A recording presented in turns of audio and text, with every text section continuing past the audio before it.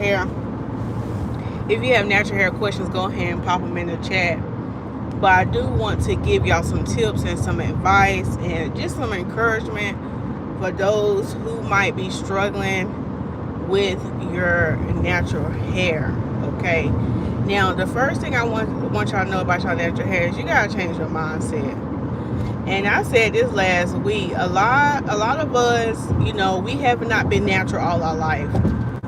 A lot of people who watch my channel, a lot of people who are my clients, who come and sit in my chair, they grew up getting relaxers all their life. Ooh, that was a bad accident. They grew up getting relaxers all their life, so that's all they knew. And when you decide to become natural, which some of us, I know me, I didn't become natural until I was in college. And it wasn't because, like, you know how some people be like, oh, the relaxers are unhealthy. And, it's okay if you went, natural because of that. But that wasn't the reason why I had went natural. I went natural because I was a broke college kid. I'm just going ahead and keep it honest with you. It wasn't, at the time, because I was so young, it wasn't something that I did for the health of my hair. It wasn't. Now, my hair still wasn't the healthiest. I didn't know that. But I stopped getting relaxers because I couldn't afford to go to the salon and get them done. Oh, thanks for being here, Sheena Major. Thanks for listening. So I just stopped getting them, like I said, of course, because I couldn't afford to go to the salon. And so I was just like, well, I'll just save money and I'll just go natural. Now, around this time when I was in college, this was 2005. Yeah, my freshman year. Was I still getting relaxer? Yeah, my freshman year. Yeah, I want to still have. But it wasn't until like maybe, I'll say my junior year. This had to be like 2007, 2008. I want to say I stopped getting relaxers. Because, the refund checks was hitting. I was the refund check would hit, I go and get that good old relaxer. But after a while, the refund checks started to get a little smaller. And I was like, do I really want to get a relaxer? And this was around the time when YouTube had came about. Yep. I remember at a computer lab, and they said, yo, we got this thing called YouTube. I said, what? YouTube? And so I started getting on YouTube and seeing what was going natural. I said, this can save me a little bit of coin. So I was like, I ain't putting a relaxer in my hair. This looks like it could be something I can do, because I grew up knowing how to do hair. I knew how to braid. I knew how to twist. So I transitioned. I was stretching my relaxers out. Like, I would stretch them out like a couple of months and do like braid outs or do twist outs and rod sets. And then eventually, it was, I want to say, my junior year, I stopped getting relaxers. So I was just always doing little styles. And then I had went 6 months without a relaxer. I was like, well, shoot, I done went this long. I might as well keep on going and see how far I can take it. But as my hair was transitioning, it started to get a little bit harder to style it because the ends were straight and my roots were natural. So I started looking at videos about bit chopping, and my twin sister ended up bit chopping my hair. It was like late at night. I was home on break. I don't know what kind of break I was on. I don't know, it was a fall break. But me and my sister up late at night watching YouTube videos. I said, oh, Leslie, you want to do my bit chop? And yep, she cut it off. And I had me a teeny weeny afro. I want to say I cut it off. It was right before graduation. Right before I graduated. And so I cut my hair bit chop. And during that time when I did my bit chop, I didn't know nothing about natural hair. Because remember, I done spent at this time, how old was I when I graduated? 20, was I 21? Something like that. I was either 20 or 21. One of them ages. So you gotta think, basically that's 20 years of my life that I know of. I've been getting relaxers. I think mom put a relaxer in my hair. Maybe I was in the first grade, because kindergarten, I had them little ponytails, and them ponytails were puffy. But by first grade, them ponytails were a little too straight. They were a little limp. So I said, okay, mama probably put a relaxer in my head by like first grade. So you gotta think, all my life that I know of, I went being relaxed. And now, see how that story to say is, a lot of y'all who watch my channel are probably in the same predicament, or if not, you have been relaxed longer. You probably just went natural maybe 5 years ago. So you gotta think, you have spent majority of your life learning how to maintain your relaxed hair and straight hair. So now when it's time to embrace your natural hair, it is harder. And I also want to say this, let's just say, Lisa, I have been natural for 10 years, but let's just say 5 of those 10 years you always wore wigs, braids, sew-ins. I kid you not, I had a client who came in recently and she said, I've been natural for a while, but she said, I want to start wearing my natural hair. I said, how long you been natural? And I forgot how long she had told me. She said, but Lisa, I take braids out and I put it right back in. I never deal with my natural hair. So you could be someone that maybe you did stop getting relaxers and now you are natural, but your hair has always been up under the wig, it's always been under the braids. Like, you literally take something out and put it back in. So again, you still haven't learned how to deal with your natural hair. And so it's a learning curve for a lot of y'all. And so you have to give yourself grace, you have to give yourself patience, and you actually have to go to a hair care professional. Because I'm telling you, being at home, trying to figure out yourself, watching YouTube videos, there's nothing wrong with watching YouTube videos, get inspiration, get tips. But a lot of times, these tips I give online, and they're to help the masses. Your situation is going to be unique, and you might not be seeing results. And if you're not seeing results, you need to go to a hair care professional to get the help you need, because everybody's situation is different. But also, don't give up on it. And you have to realize that if you went all your life not dealing with your natural hair, or either now that you have natural hair, you always have braids, I'm telling you now, when you first take out them braids and you want to do a twist out or a silk press and it don't turn out right, don't get upset with yourself and like, see, this is why I don't wear my natural hair. No. You need to have your natural hair out long enough so you can figure out what looks right, what don't, what products work, what don't. Figure out what's easy for you and what's not. Because I'm telling you, the more and more you prolong and continue to wear braids, continue to wear wigs, and you don't take the time to wear your natural hair, it is going to get harder and harder each time you want to wear your natural hair out. So if you're just becoming natural, or if you got short natural hair and you're struggling, the main thing, and I cannot stress this enough, is moisture is going to be your best friend. If you want your hair to be a little bit easier to manage, moisture is going to be your friend. Water. I'm telling you, it's going to be a game changer and a lifesaver for you. So what do you mean by that, Lisa? What do you mean by moisture? Okay, let's start from the top. First of all, you need to be drinking enough water. Okay, we need to hydrate the inside. When the inside is hydrated, it's gonna flow from the outside. Okay, we are what we eat, right? Then also, you need to have your shampoo routine. Have your good shampoo routine. So let's just say, I'm gonna be easy on y'all. Let's just say you only wash your hair every 2 months, because I know people who's like that. If you only shampoo your hair every 2 months, I want you to bump it up to once a month. Okay, bump it up to once a month, because it's kind of hard to tell somebody who only shampooing every 2 months to go down to shampooing every 7 days. I want you to start somewhere. Start at least with once a month. Okay, if you someone and you only shampoo once a month and you like, man, Lisa, my hair be dry, I want you to bump yours up to every 2 weeks. Every 2 weeks, I want you to bump it up, because eventually you can get to the middle ground to 7 to 10 days. If you're doing every 14 days and you know this is still dry, bump it down to 10 days. So go about a week and a half shampooing your hair.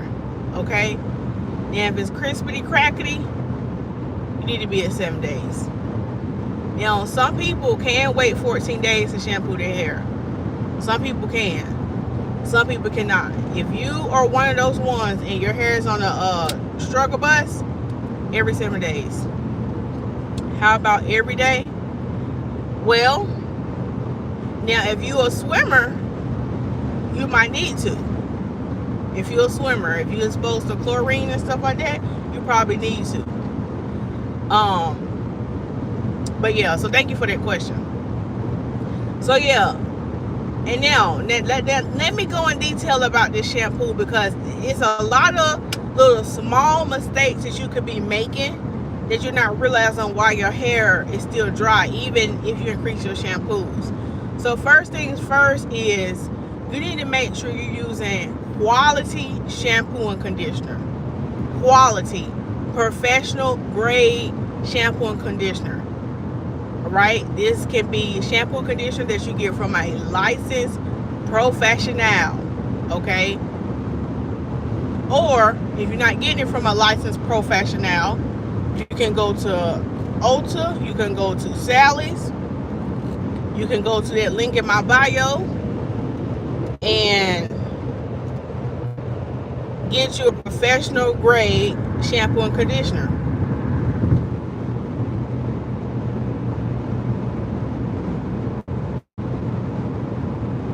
There you go.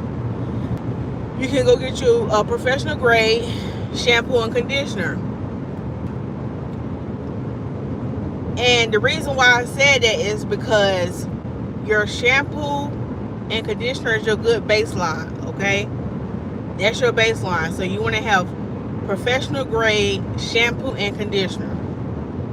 So on my website, you got moisturizing shampoos, you got soap foods, you got shampoos with sulfates in it. So let me start off here. If you're struggling with your natural hair, rule of thumb, keep this in mind. You want to clarify your hair once a month. Okay, just once a month. I see some people make a mistake. I told one of my clients, I said, yeah, the reason why your hair dry, I said, is because you got a lot of buildup on your hair. And so even when you are going to, shampoo and stuff and put products on it, it still feels dry because you need to reset. So what she was doing a clarifying shampoo every week. That's not needed if you're not a swimmer. And if you're someone who don't put a lot of product in your hair.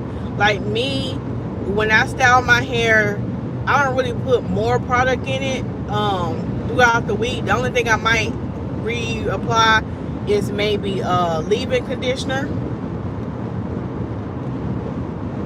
I may reapply leave-in conditioner and like my hair butter cream or either an oil, but that's probably like maybe once a week. In between my wash day. But so if you're somebody like that, you don't really apply a whole lot of product in your hair, once a month, do your clarifying shampoo. Go to my website. Thank you, Sheena Major, for posting the link. You go to my website, I have the deep cleansing shampoo. It is a clarifying shampoo that's going to remove that buildup, that chlorine, all that product off your hair. Now, on the weeks, when you clarify once a month, now I'm going to say this too.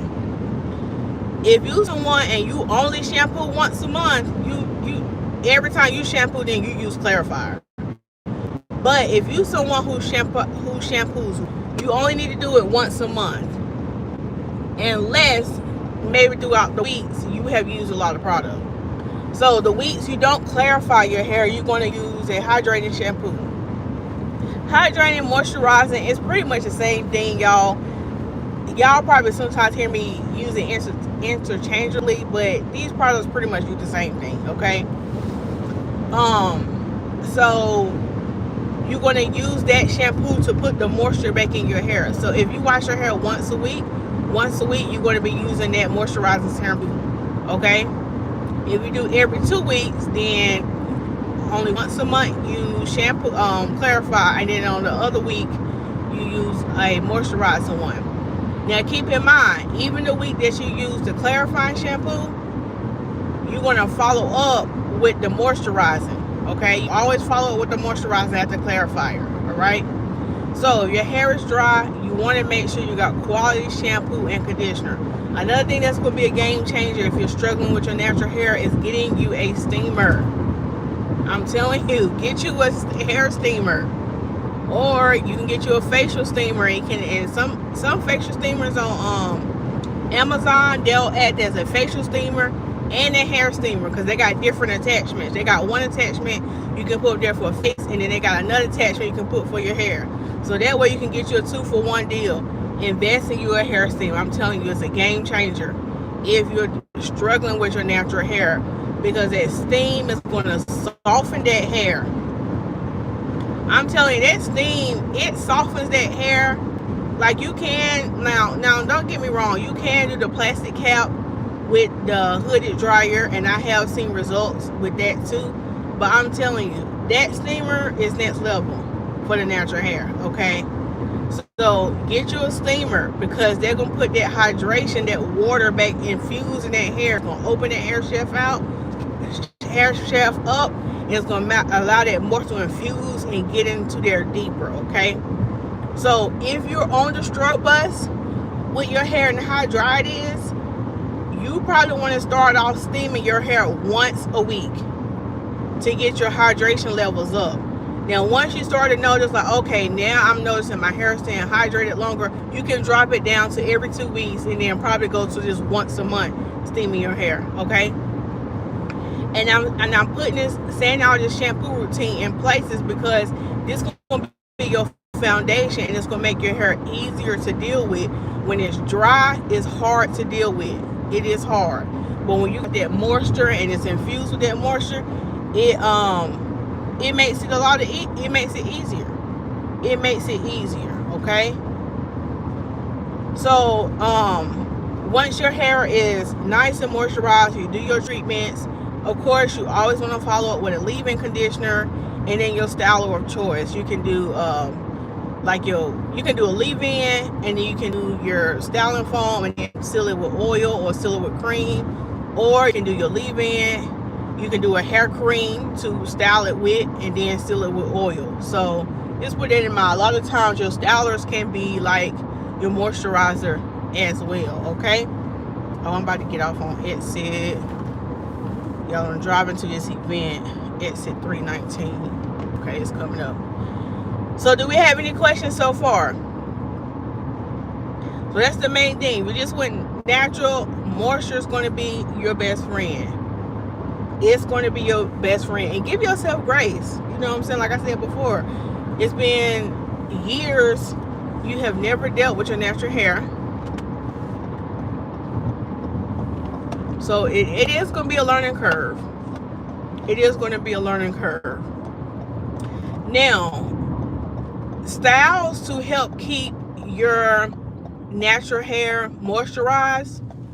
So if you're having a problem with moisture, I'm going to give you some style ideas that you can do to help keep the moisture in. Because the thing is, when we shampoo our hair and we do the treatments and we do everything, we want to make sure that we're doing low to no manipulation hairstyles. So these are going to be hairstyles that don't require you to manipulate your hair every day. These are going to be styles that help you to retain your moisture. So hands down, if you want to retain moisture in your hair after you shampoo it throughout the week, 2-strand twists. Hands down, 2-strand twists. And do your 2-strand twists on wet hair. Don't worry about blow drying it. Now you can blow dry to give some length, but I'm telling you now, if you are already dealing with dryness, you want to keep the blow drying at a minimum. Now you can blow dry on medium to low heat. You can do that. Or if you want to give your 2-strand twist a little stretch, you can do the 2-strand twist, right? Oh, they got a Highway 55 burger right here. You can do your 2-strand twist wet. You can take the little duckbill clips and clip them like to your scalp, you know, to keep your roots stretched, and then you can sit up under a hooded dryer. So let's talk about that. So if you do have to use heat, remember, if you blow dry, medium to low heat, okay? Because again, We're trying to keep that moisture. And then also, y'all, I'm going through the country right now, so hopefully it won't go out. So if it kind of get choppy, y'all let me know in the comments. But I'm connected to my hotspot, so hopefully I'll be fine. I'm going out here to Campbell University today. It's in the cut. Look, if you want your kids to live right and go to a college and not be in a whole lot of debauchery, send them to Campbell. Campbell, send me a check for that free promo right there. But anyway, what I was saying was, let's talk about heat. Because if you're natural, if you watched my video this morning, you did see me use heat on my hair. Yes, moisture. Now I don't know if that was you picking on me saying moisture, but I think it's funny because y'all know me. I got like a little bit of an accent. I be saying stuff. So if you're dealing with dryness, let's talk about heat. I'm gonna say that about 3 times. Get in your spirit. There's a difference. There is direct heat and indirect heat. Jesus is Lord. I know that's right. Look at these signs. Jesus is Lord. So direct heat is heat that is touching your hair directly to dry it. So like our flat irons, blow dryers and stuff. That's more so along the lines of direct heat. Indirect heat, it is heat that is heating your hair that don't necessarily have to touch it. Well, blow drying don't have to necessarily touch it either, but if you got comb attachments and brush attachments, it is. But you can just take the blow dryer like I was doing this morning and wave it. So that's indirect heat too. So let me put that out there. But indirect heat will be like your hooded dryers and like the hooded steamers. That is heat that has been applied to your hair, but it don't have to directly touch it. So any kind of heat like that, that's going to be automatically it's going to be healthier for your hair. So if you do want to stretch your hair in a healthy way and still use heat, I would recommend using a hooded dryer.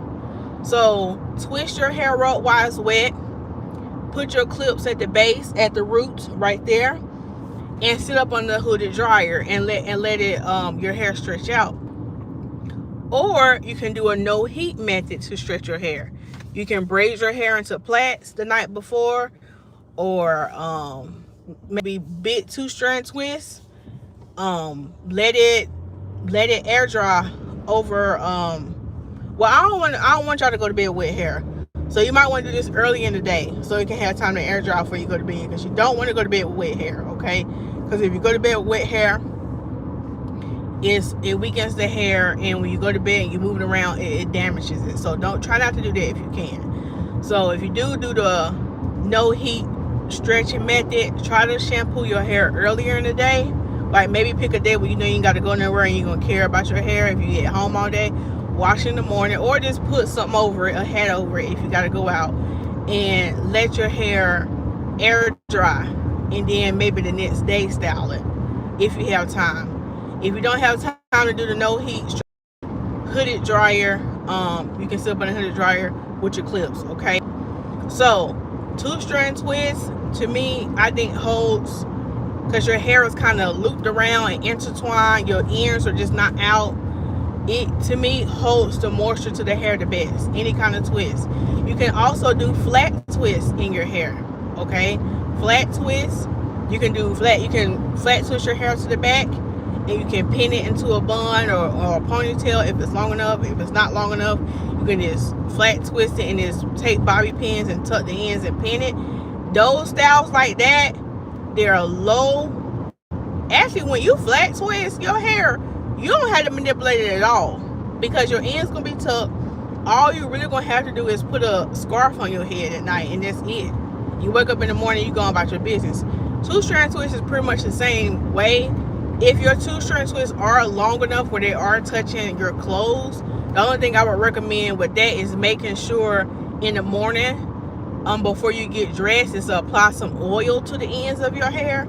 So when it is rubbing up against like your cotton t-shirt or your clothes, it's not drying it out. But other than that, 2-strand twists are low to no manipulation.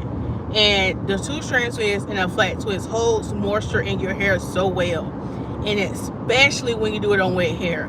I know some of y'all want your hair to be stretched and want it to be longer, but you're gonna have to love yourself, okay? You're gonna have to just love the season that you're in right now.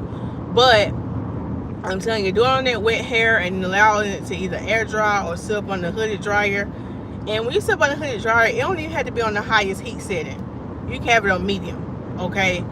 That's going to allow you to infuse and hold that moisture in your hair, because I'm telling you, if you got short natural hair and you're struggling with styling and with just moving through it, moisture.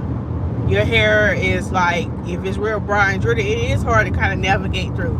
But that moisture, keep that moisture infused, like the 2-strand twist, the flat twist, that's going to be a game changer for you, okay? And the other styles that you can do like braids and twists. So you can braid your hair halfway and then 2-strand twists in the back, or you can do a braid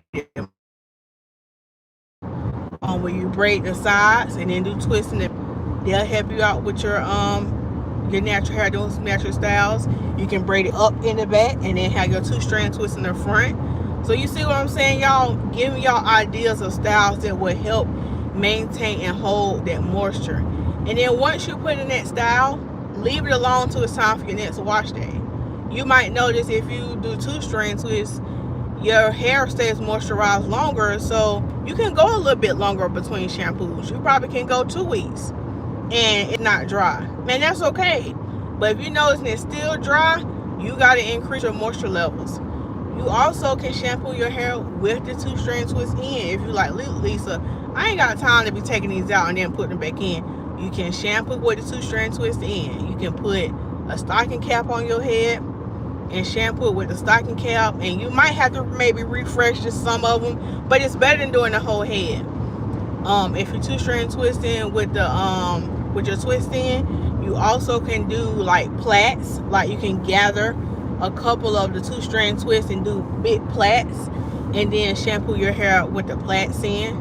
But if any of that is not an option, you want to choose a style that you can quickly do, so because you know you're gonna have to shampoo it in 7 days, okay? But I'm telling you, once you get this routine together and your hair stays moisturized longer, and it stays moisturized just like in general, your hair is gonna be easier to manage. Do we have any questions?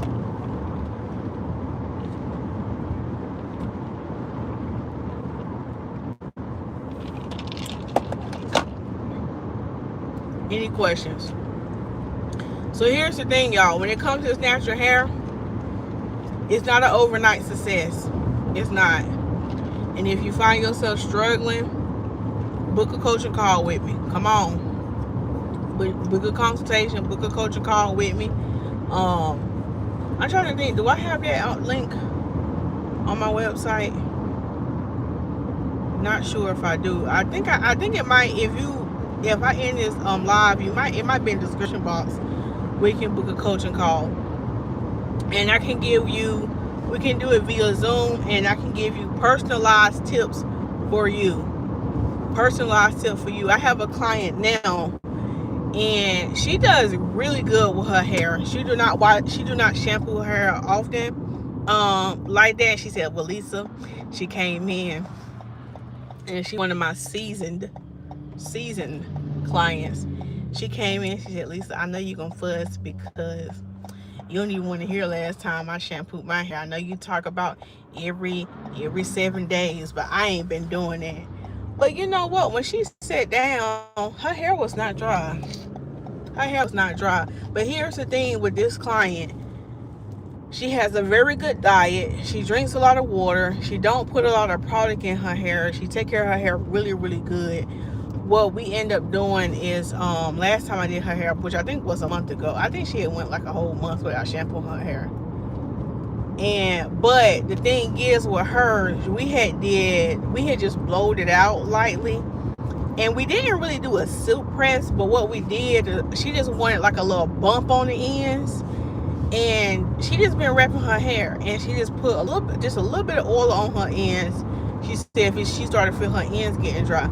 But even when I shampooed it, her hair did not have a lot of buildup. She did not use a whole lot of product on her hair. That's not normal for her to do, but she did really good within that month, even though she didn't like shampoo it again. So she did really good. So I'm saying all that to say, some of y'all need one-on-one coaching to get y'all hair situation going to work for you, because I take into account am I still live? Y'all give me a thumbs up, because I'm getting into the country now. Put a thumbs up or heart the video so I know.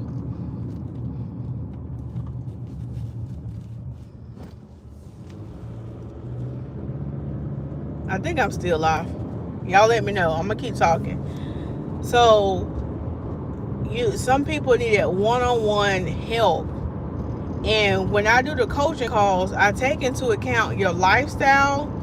I take into account like what you do for a living. All those things are important, because I may get one person who's a routine who might have more time to do this routine, and then somebody else who might not have much time. I might suggest this style and this routine, because everybody's life is different, and you don't want your natural hair to feel like a burden.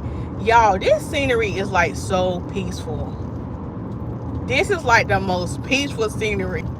If I come to a stop sign again, I'm gonna try to show you if I can. But it's just like open field. This is like a vibe right now when I'm driving through. That's one thing I do like about driving. When I do drive out here, it's just like you're away from all the hustle and bustle. It's something calming about just being out in the country where ain't a lot of debauchery. Look at this house. I wonder how much this house is worth. This is like heaven. This is so beautiful, y'all. I wish y'all could see it. But anyway,